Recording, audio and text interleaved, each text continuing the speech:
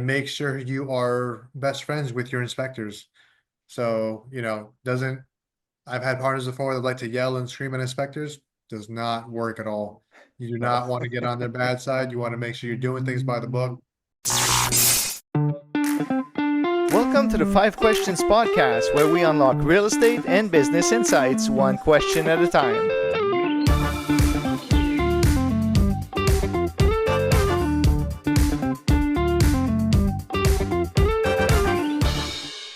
Welcome to the 5 Questions Podcast. I'm your host, Mario Lamar. Our guest on today's show grew up in an attic in New Jersey to flipping over 70 properties and owning a 54-unit commercial deal. This is truly unbelievable. He is the definition of resilience and results. The CEO of Start to Finish Capital blends in deep expertise in commercial construction with a strategic investor mindset to help others build lasting legacy wealth. Welcome, Joao Macavilca. Thanks, man. Welcome to the show today. Thanks, Mario. Glad to be here. So Joao, the concept of the podcast is 5 questions, either about business or real estate, and we get straight to the point. You ready? Yep, let's do it. As I mentioned in the intro, and you put it publicly, you grew up in an attic in New Jersey, raised by undocumented parents. How did those early experiences shape your mindset that you carry in today's business? So at that time, I was really young, so I didn't know any better of, why it's East Orange, New Jersey. So it was not the greatest part of Jersey. And being young, I just didn't know why we're doing this. Being older and having back some memories and things like that, I can put two and two together. But back then, it was just my parents came here trying to get a better life, trying to work and provide what they can for me. So I didn't know any better. And as I kept getting older and, kind of thinking back on things, realizing how much sacrifice they really did Yeah. to provide for me and my sister. Now, she came along a little later, but just seeing everything they did to get work, find work, and just get us food, necessities, the basics. Yeah. So just knowing that I had you know, the opportunity to speak English and go to school here and do things, I just want to make sure I can pay that back and make sure my kids or my future family never goes through that. It's So something, wish on somebody else. yeah. So basically, you realized it. Obviously, when we're young, we don't realize always what's going on, but realizing now what you went through shaped your mindset to, I don't wish that on anybody, and let me make sure that my surrounding doesn't go through that, and that pushed you or fueled you to succeed in your business ventures. Yeah, it was That's definitely a big eye opener. So That's truly remarkable because, a lot of successful business owners don't have always the easiest start in life. And it seems like it's a common thread among, successful people because of what you went through. It pushes you to go further. You don't want to never go back there. So, yeah. well, truly remarkable story you have there. And it brings us to our second question. um, I know you read the book Rich Dad Poor Dad, but what is it about that book, Rich Dad Poor Dad, that hit you so hard, that made you pivot your life to real estate? So it took me, to be honest with you, the first time I read it and finished it. It didn't really click anything. And the second time was when it hit. And I don't remember which part of the book it was. I just remember the first mindset shift, like you said. I grew up, even my parents to this day, if we want something, they say, no, we can't get it. It's too much, or whatever reasoning it being. In the Rich Dad Poor Dad book, he mentions where we have to stop saying, no, I can't afford it. No, because once you say no, your mind shuts off Yeah. versus saying, okay, well, how can I afford this? Now you open up possibilities. Maybe I get a side job, a weekend job. Maybe I sell something I don't need. Maybe I do this. So instead of automatically turning your mind off saying no, you figure a way out of it. And the same thing goes for business. There's so many times where things go wrong or things don't go the way you planned. You can't just give up and close shop. You got to figure a way out of it or find a different solution. Yeah. One of my mentors often says this. there's two categories of people. They're consumers and investors. And consumers will give exactly the answer that you said, oh, I can't afford it. And the investor mindset is says, like Rich Dad Poor Dad, and you just said, "Ow." The word "ow" is very powerful. Yeah. How can I afford it? That pushes your brain, like you said, to find solutions to the problem. Yeah. I mean, that's the biggest thing. I mean, there's so many times where you have a plan and then something happens and you got to change, you got to shift, you got to pivot, and either you figure it out or you just go back to doing what you did before.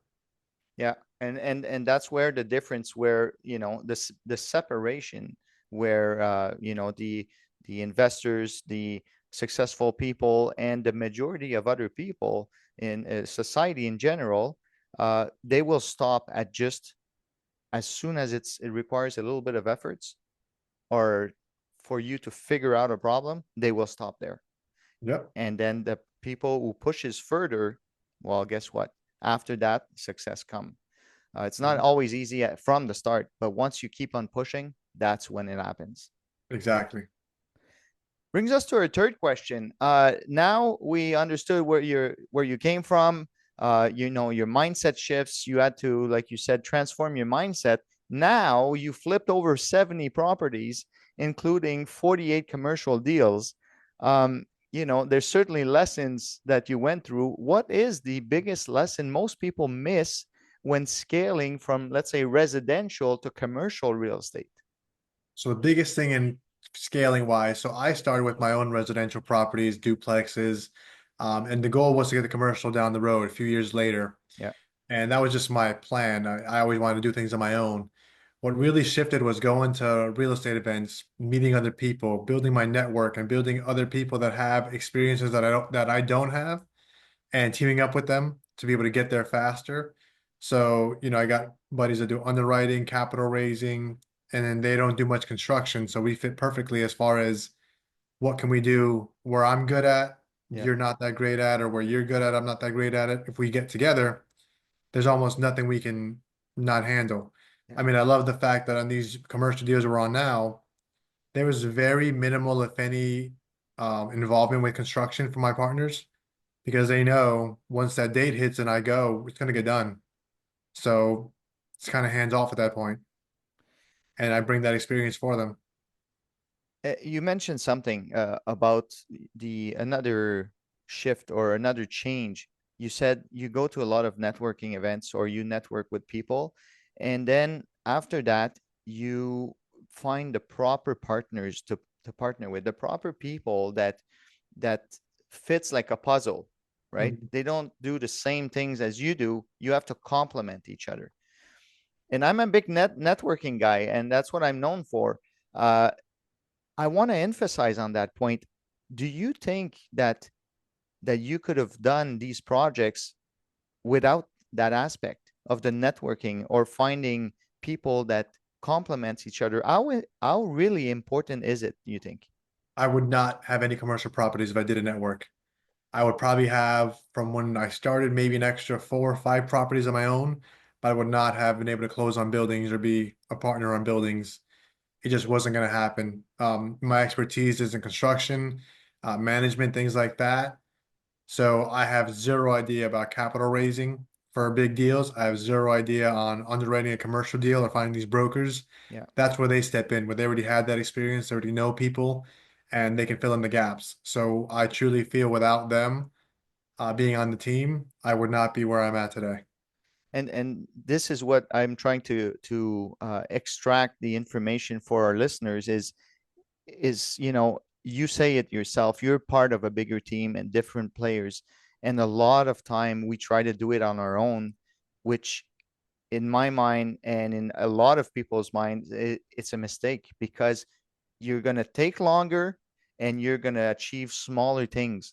If you surround yourselves with the proper people around you, man, can you accomplish a lot more. Oh yeah. Faster too, easier, so much less stress. Yeah, that's great. That's great. That's good insights you gave us there. Brings us to our fourth question, talking about mistakes. Mistakes are part of a journey. Obviously, we try to do the least amount possible, but can you share maybe one major misstep that you had or you made, and more importantly, how it helped you grow as an investor or a business leader? Wow, there's so many to pick from. One mistake I made, so pretty much when it comes to renovations, I mean, there's so many things you learn as you go through and as you get bigger and scale up. There's some things I wasn't aware of as far as the building codes where, I wasn't, stairs, for example, were built, let's say a house I got recently, like 100 years ago. As long as it's still standing, cities will respect that. It's good. But the minute you touch something and modify it, you got to bring it up to current code. Yeah, So just imagine a staircase made 80 years ago. It's 28 inches wide. The risers aren't 7.5 inches tall.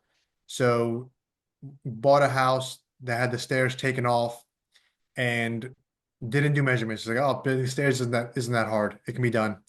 Come to find out, that house was so old, and to bring stairs to current code, it's not going to meet height requirements. It's not going to meet width requirements. And that's why the builder who sold the house pretty much had it empty for 2.5 years. yeah, That delayed it by months, which was thousands a month that you had to pay. The city was not working with us at all. It came down to the point we had to get engineers, architects, framing teams down there to just sit down and say, what do we need to do here? Like, yeah. they're not accepting this, not accepting that. So understanding just the different levels of renovations and how much the city gets involved with certain things. I mean, I even asked them, if the stairs originally were here, creaking and beat up, you would pass it no problem.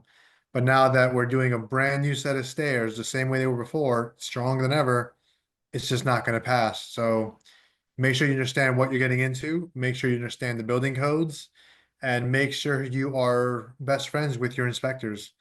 So, doesn't I've had partners before that like to yell and scream at inspectors. Does not work at all. You do No. not want to get on their bad side. You want to make sure you're doing things by the book. So, You said something very interesting that resonated with me is mistakes are going to happen, right? That's how we grow. You try to avoid them. But mistakes in real estate are not $10. They're not even $100. They're thousands and thousands of dollars. And they can last for months, like you mentioned. So knowing and doing your proper due diligence beforehand is key to success. You cannot skip that step. yep, 100%. So, and like you said, having having those inspectors on your side is is certainly a benefit to Yeah, you. it's key.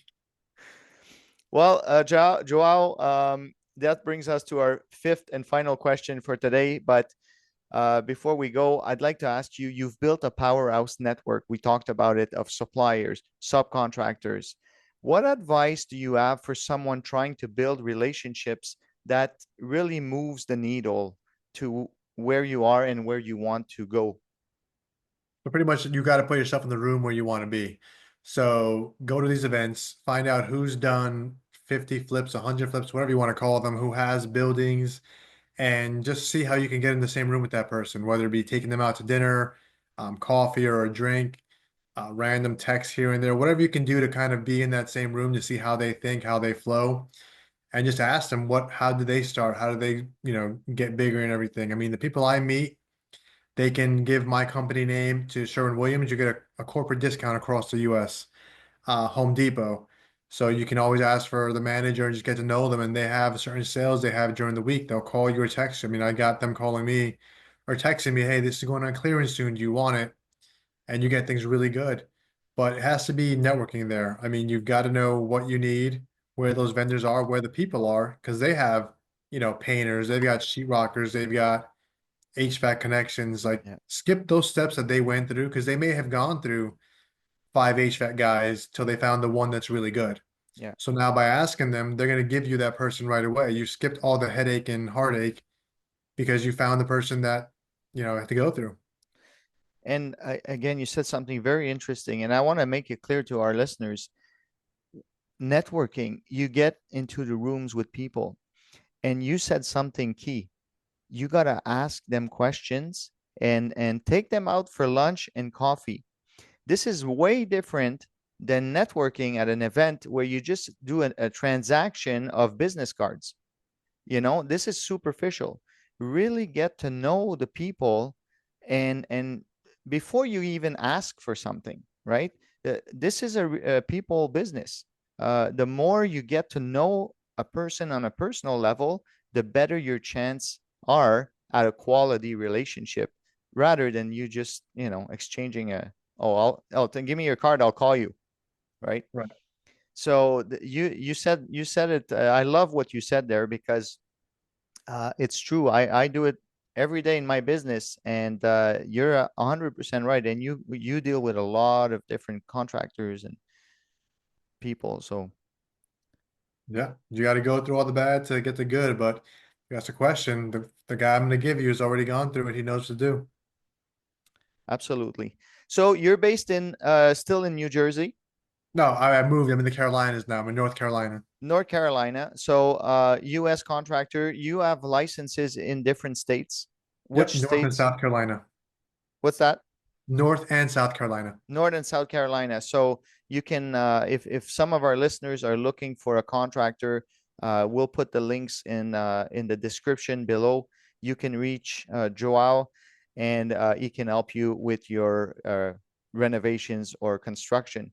Joao, it was a pleasure to speak with you today. Lots of insights from growing in a not so easy environment to turning it around and making a success for yourself and your family, and your clients as well.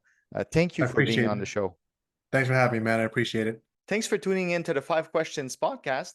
If you enjoyed today's episode, don't forget to subscribe, like, and hit the notification bell on our YouTube channel so you never miss an episode. Stay tuned for more insights and tips to transform your real estate and business game. See you next time.